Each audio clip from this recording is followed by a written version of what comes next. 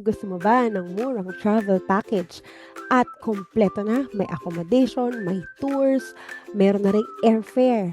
So lahat na nandito, pati breakfast, lunch, and dinner included na. So this is for Danang Bana Hills Hoi An Value Series. You will be departing in the morning and arriving then in the morning. So let's dig in. So gusto ko i-explain sa inyo kung ano mangyayari for this 4 days, 3 nights package sa Vietnam. So you will arrive in Danang at 8 o'clock a.m. Departing pala to ng 6:10 a.m. from Manila.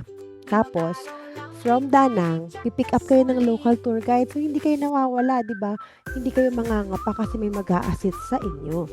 And then, you will visit the Golden Dragon Bridge, Han River, Love Bridge, Apex Culture Park. This is Danang's new city emblems. Tapos, magla-lunch kayo. Yung lunch tsaka dinner kasama na rin sa package na to.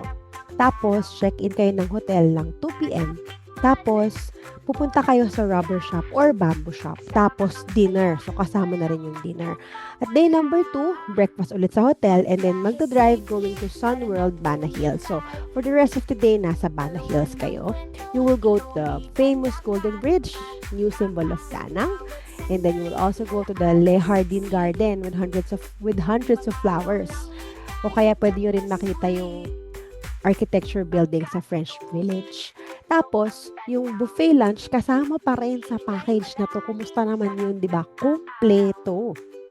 So, pupunta kayo doon for lunch and then pupunta kayo sa Jade Shop pagbalik nyo sa Danang.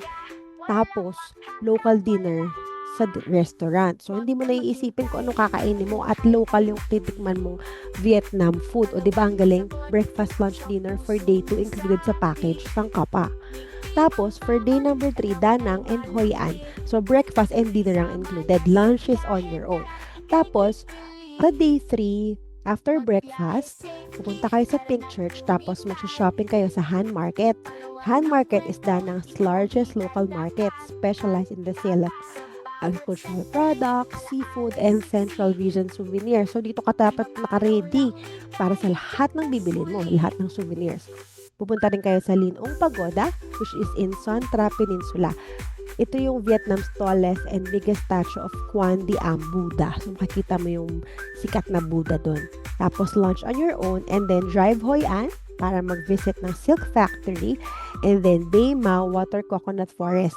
This is a 7-hectare area planted with coconut palm forest. So, may experience mo doon yung floating down the river by basket boat. Ah, diba? Cool. Tapos, continue to explore Hoi An Ancient Town. Please take note, walking to visit the complex of relics including Phuc Kien Assembly Hall, Tan Ki Merchant's House, and Japanese Bridge and other monuments. Tapos, you will get dinner muna and then drive back to Danang. So, yun. Dinner is included. And then in the morning, 6 a.m., transfer to airport na kayo. And then flight back to the Philippines. You will receive a breakfast box on day number 4. Kasi ang departure nyo is 9 o'clock a.m. from Danang. And then you will arrive in the Philippines na 12:45 p.m. So, go na tayo. Message Magbiyahe Safely Travel and Tours. Again, my name is Erin. And this is Magbiyahe Safely Travel and Tours. And for sure, hindi ka masascam pag sakan ka nag-book. Thank you! Magbiyahe safely, tara na't bumiyahe.